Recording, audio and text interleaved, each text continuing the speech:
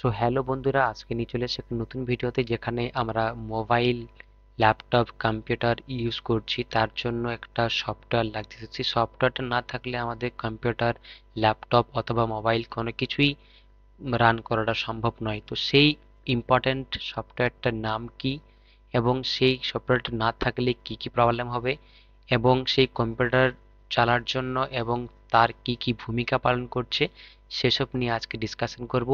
এবং তোমরা হয়তো থাম্বনেল দেখে বুঝতে পারবে আজকের ভিডিওটা কেন।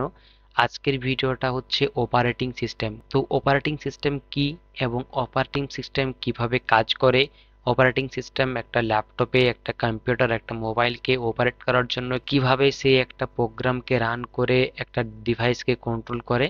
সো আজকের ভিডিওতে আমরা সেটাই দেখব। তো শুরু করছি আজকের ভিডিও। যদি এই চ্যানেলটি প্রথমে এসে থাকো তাহলে একটা সাবস্ক্রাইব করে দাও, এবং সাবস্ক্রাইব করে পাশের বেল আইকনে ক্লিক করো, যাতে আমার প্রত্যেকটা ভিডিও তোমাদের কাছে সবার ফার্স্ট পেতে। আর ভিডিওটি ভালো লেগে থাকলে নিশ্চয়ই একটা লাইক করে দিও, কারণ লাইক খুব দরকারি। এখন আমরা চলে এসেছি আমাদের কম্পিউটার স্ক্রিনে, যেখানে আমাদের টপিক অপারেটিং সিস্টেম। অপারেটিং সিস্টেমের কাজ এবং কিভাবে কাজ করে সেগুলো আমরা আজকের এই ভিডিওতে দেখবো। তো ভিডিওটা পুরো স্ক্রিপ্ট করো না, না স্কিপ করে পুরো ভিডিওটা দেখো। অনেক কিছু দেখার আছে, অনেক কিছু জানার আছে।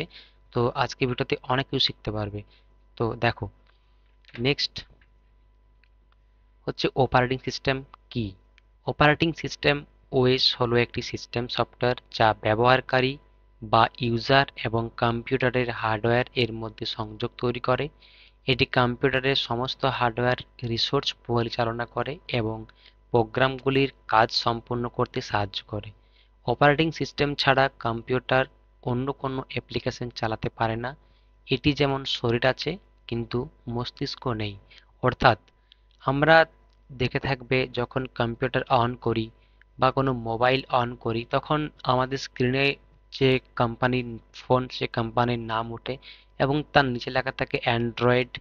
যদি আমাদের অ্যান্ড্রয়েড ফোন হয় তো অ্যান্ড্রয়েড লেখা থাকে, যদি আইফোন হয় তো ম্যাক ওএস লেখা থাকে। ওকে, তো ওই অ্যান্ড্রয়েড এবং ওএস, এটা হচ্ছে যে আমাদের অপারেটিং সিস্টেম। তো এটা আমাদের ফোন বা ল্যাপটপ বা কম্পিউটারকে পরিচালনা করে। ওকে, নেক্সট অপারেটিং সিস্টেমের প্রধান কাজ। তো অপারেটিং সিস্টেম কম্পিউটারকে কার্যরতভাবে চালানোর জন্য অনেক গুরুত্বপূর্ণ কাজ করে থাকে। নিচে তার কিছু মূল দায়িত্ব দেওয়া হয়েছে, আমি দেখতে পাবে। Process management, memory management, file management, device management, নিরাপত্তা ও এক্সেল কন্ট্রোল করার জন্য, অ্যাক্সেস কন্ট্রোল করার জন্য আমরা অপারেটিং সিস্টেম ইউজ করে থাকি। ইউজার ইন্টারফেস, নেটওয়ার্কিং ইত্যাদি।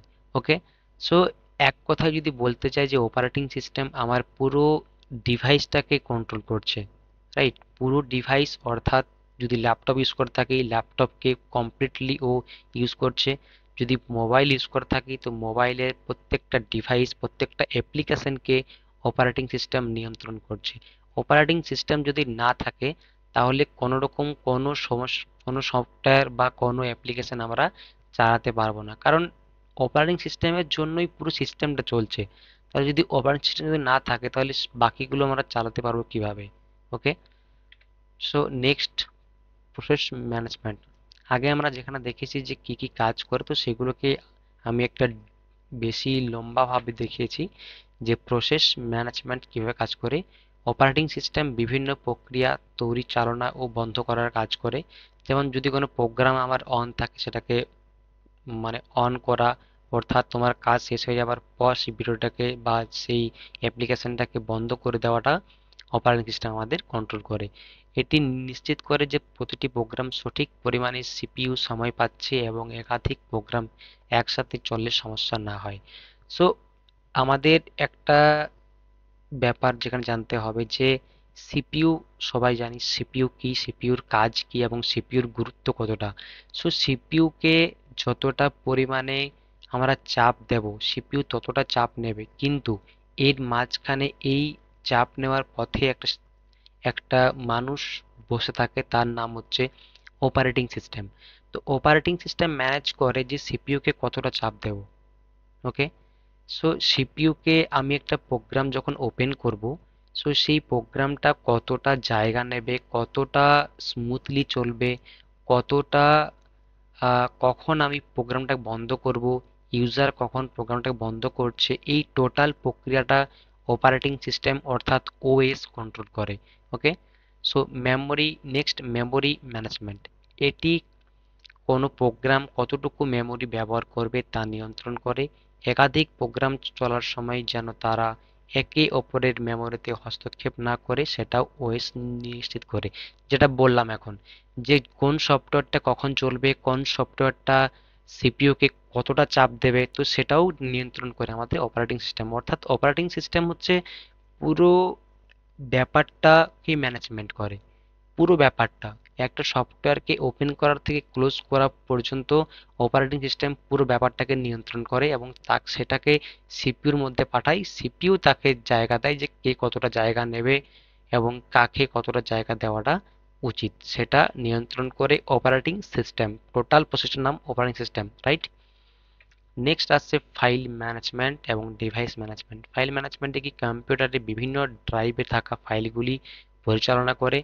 ফাইল তৈরি, পড়া, লেখা, মুছে ফেলা এবং ফোল্ডারে সংগঠিত রাখা, এসব কাজ ওএস সম্পূর্ণ করে, অর্থাৎ অপারেটিং সিস্টেম সম্পূর্ণ করে। Next device management. Operating system software ও হার্ডওয়্যারের মধ্যে সেতুবন্ধন তৈরি করে। প্রিন্টার, কিবোর্ড, মাউস, মনিটর ইত্যাদি ডিভাইসের সঠিক কাজ নিয়ন্ত্রণ করে ডিভাইসকে ড্রাইভারের মাধ্যমে।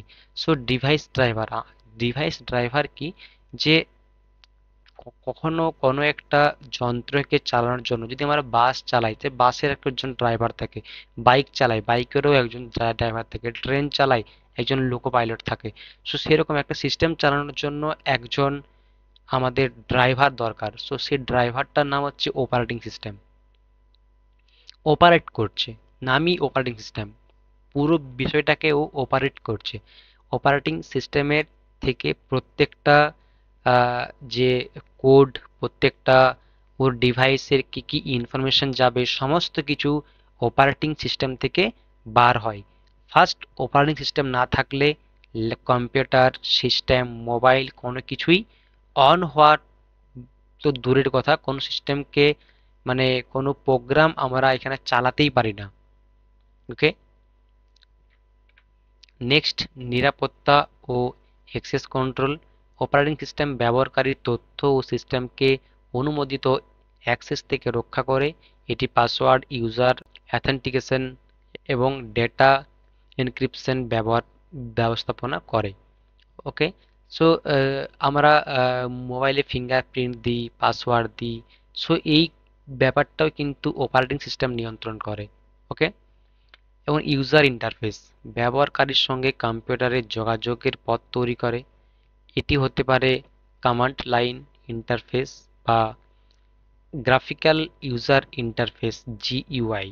জিইউআই যেমন উইন্ডোজ বা ম্যাক ব্যবস্থাপনায় ব্যবহারকারীর সহজ আইকন ও মেনুর মাধ্যমে কাজ করতে পারে।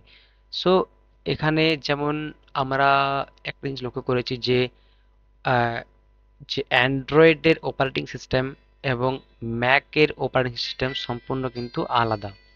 ওকে, সো ম্যাক অর্থাৎ আইফোন আমরা যারা ইউজ করি এবং যারা অ্যান্ড্রয়েড ফোন ইউজ করি, তো দুটোর মধ্যে কিন্তু অনেক ডিফারেন্স আছে।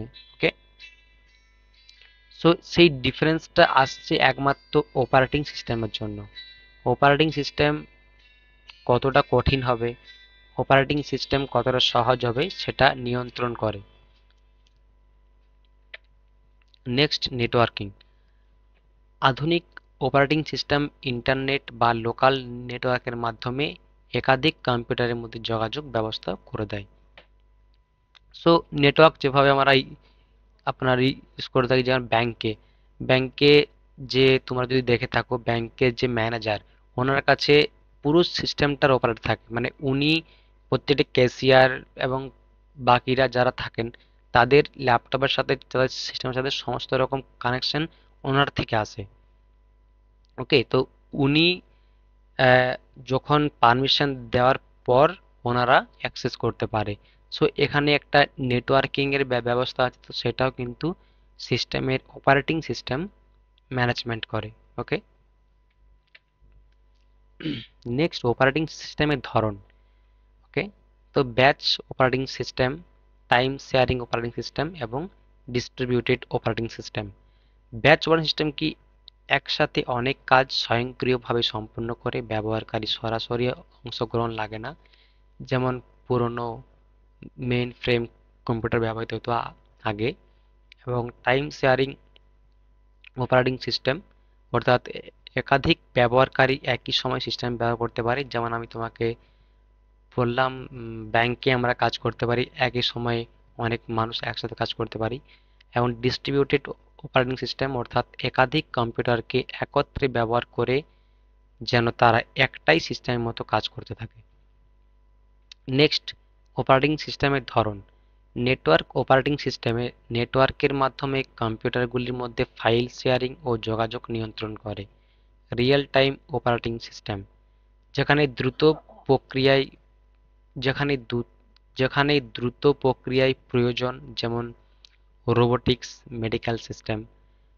মোবাইল অপারেটিং সিস্টেম মোবাইল ও ট্যাবের জন্য তৈরি হয়, যেমন অ্যান্ড্রয়েড ও আইওএস, অর্থাৎ যেটা আমরা আগেই বললাম যে আইফোন এবং অ্যান্ড্রয়েডের অপারেটিং সিস্টেম সম্পূর্ণ আলাদা।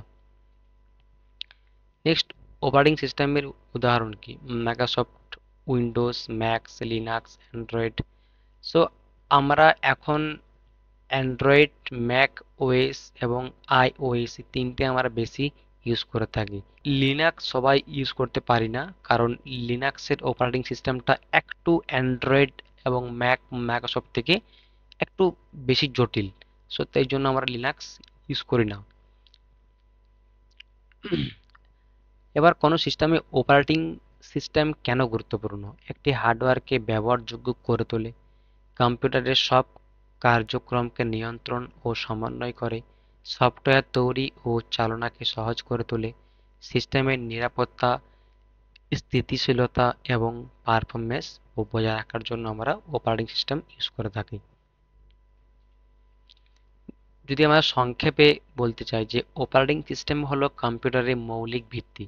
এটি হার্ডওয়্যার, সফটওয়্যার ও ব্যবহারকারীদের মধ্যে সমন্বয় ঘটিয়ে পুরো সিস্টেমটাকে সচল রাখে। অপারেটিং সিস্টেম ছাড়া কম্পিউটার কেবল একগুচ্ছ সার্কিট ও যন্ত্রাংশ মাত্র।